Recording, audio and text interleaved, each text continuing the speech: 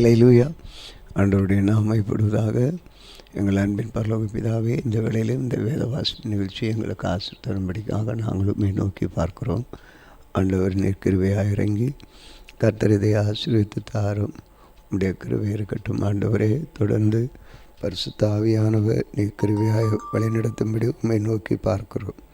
கர்த்தருடைய நாமம் மகிமைப்படட்டும். அப்பா, உமக்கு ஸ்தோத்திரம் ஆண்டவரே, உமக்கு ஸ்தோத்திரம். கிருபையாக இறங்கி வாரும் பரிசுத்த தெய்வம். இந்த நாளிலும் எங்களோடு அசைவாடி உம்முடைய கிருபையை வெளிப்பட செய்யும்படி உம்மை நோக்கி பார்க்கிறோம்.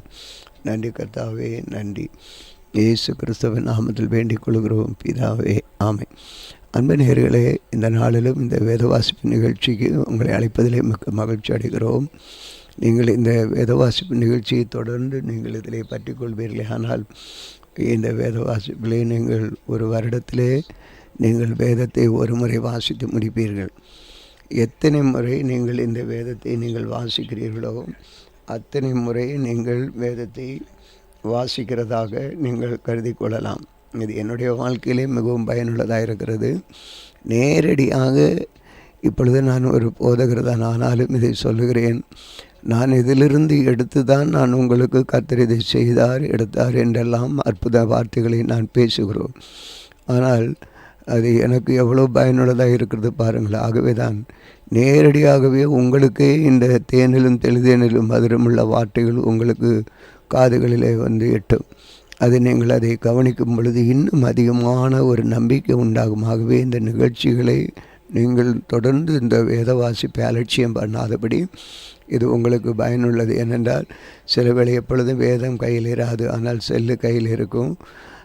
வேலை ஸ்தலங்களிலும் பயணங்களிலும் இதை நீங்கள் போட்டு கேட்கும் பொழுது இது உங்களுக்கு பயனுள்ளதாக இருக்கும். இந்த நிகழ்ச்சி உங்களுக்கு ஆசீர்வாதமாக இருக்கும் என்று நம்புகிறோம். நன்றி. இன்றைக்கும் வாசிக்கிற வேத பகுதியிலே ஒரு ராஜாவுடைய வாழ்க்கையிலே வந்த உபத்திரவம் வேதனைகள் மத்தியிலும் அவர் ஆண்டவரை நோக்கி ஜெபித்திருக்கிறார். ஜெபிக்கும் பொழுது அவருடைய வாழ்க்கையில் வந்த விடுதலைகளை குறித்து இன்றைக்கி நாம் வாசிக்க போகிறோம். ஆகவே இது நிச்சயமாகவே இதை நீங்கள் விட்டுவிட வேண்டாம், தொடர்ந்து பற்றி கொள்ளுங்கள். ஆமென். இன்றைக்கும் வாசிக்கிற வேத பகுதி சங்கீதம் 75ஆம் சங்கீதம். அல்தஸ்கேத் என்னும் வாத்தியத்தில் வாசிக்கும்படி ராகத்திலவனுக்கு ஒப்புவிக்கப்பட்ட ஆசாபின் சங்கீதமாகிய பாட்டு. உம்மை துதிக்கிறோம் தேவனே, உம்மை துதிக்கிறோம். உமது நாமம் சபீமமாக இருக்கிறது என்று உமது அதிசயமான கிரிகள் அறிவிக்கிறது. நியாயப்பட்ட காலத்திலே யதார்த்தமாய் நியாயம் தீர்ப்பேன். பூமியானது அதன் எல்லா கொடிகளோடும் கரைந்து போகிறது.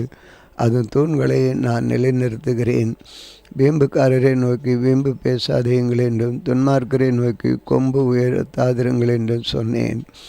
உங்கள் கொம்பை உயரமாய் உயர்த்தாதிருங்கள், எருமாப்புள்ள கழுத்து உடையவர்களாய் பேசாதிருங்கள். கிழக்கிலும் மேற்கிலும் வனாந்திரத்திலும் இருந்து ஜெயம் வராது. தேவனே நியாயாதிபதி, ஒருவனை தாழ்த்தி ஒருவனை உயர்த்துகிறார். கலங்கி பொங்குகிற மதுபானத்தில் நிறைந்த பாத்திரம் கர்த்தருடைய கையில் இருக்கிறது, அதிலிருந்து வார்க்கிறார். பூமியில் உள்ள துன்மார்க்கர் யாவரும் அதில் வண்டல்களை உறிஞ்சி குடிப்பார்கள். நானோ என்றென்றைக்கும் இதை அறிவித்து யாக்கோபின் தேவனை கீர்த்தனம் பண்ணுவேன். துன்மார்க்கருடைய கொம்புகளை எல்லாம் வெட்டி போடுவேன், நீதிமானுடைய கொம்புகளோ உயர்த்தப்படும். சங்கீதம் 76. நெகினோத் என்னும் வாத்தியத்தில் வாசிக்க ராகத்திலவனுக்கு ஒப்புவிக்கப்பட்ட ஆசாபின் சங்கீதமாகிய பாட்டு. யூதாவில் தேவன் அறியப்பட்டவர், இஸ்ரவேல் அவருடைய நாமம் பெரியது. சாலமில் அவருடைய கூடாரமும் சியோனில் அவருடைய வாசஸ்தலமும் இருக்கிறது. அங்கே இருந்து வெள்ளி நம்புகளையும் கேடகத்தையும் பட்டயத்தையும் யுத்தத்தையும் முறித்தார். மகத்துவமுள்ளவரே, கொள்ளையுள்ள பர்வதங்களை பார்க்கல நீர் பிரகாசமுள்ளவர். தைரிய நெஞ்சுள்ளவர்கள் கொள்ளையிடப்பட்டு நித்திரையடைந்து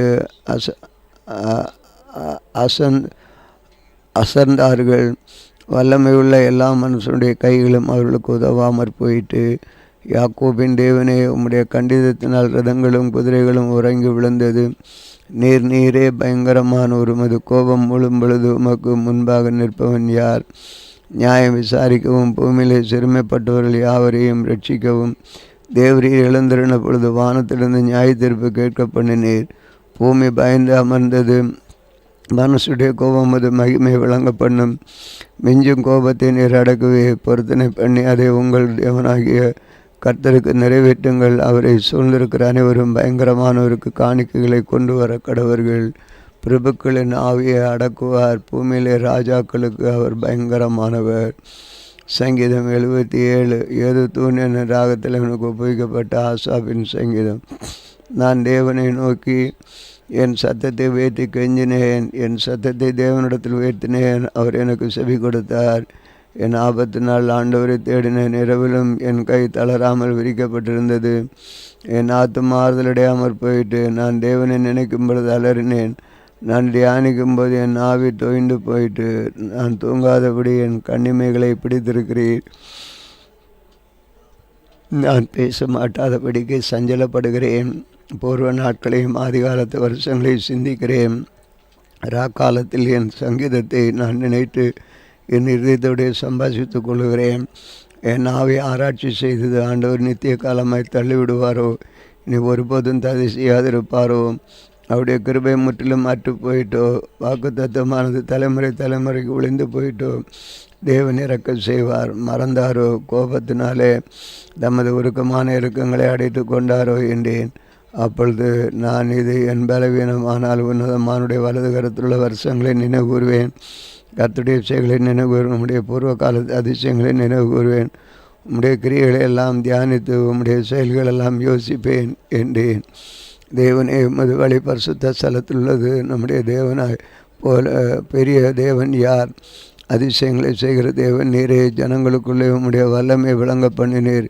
யாக்கோபு யோசேப்பு என்பவர்களின் புத்திரராகிய உம்முடைய ஜனங்களை உமது புயத்தினால் மீட்டு கொண்டீர். ஜனங்கள் உம்மை கண்டது, தேவனை ஜலங்கள் உம்மை கண்டு தத்தளித்தது, ஆழங்களும் கலங்கினது.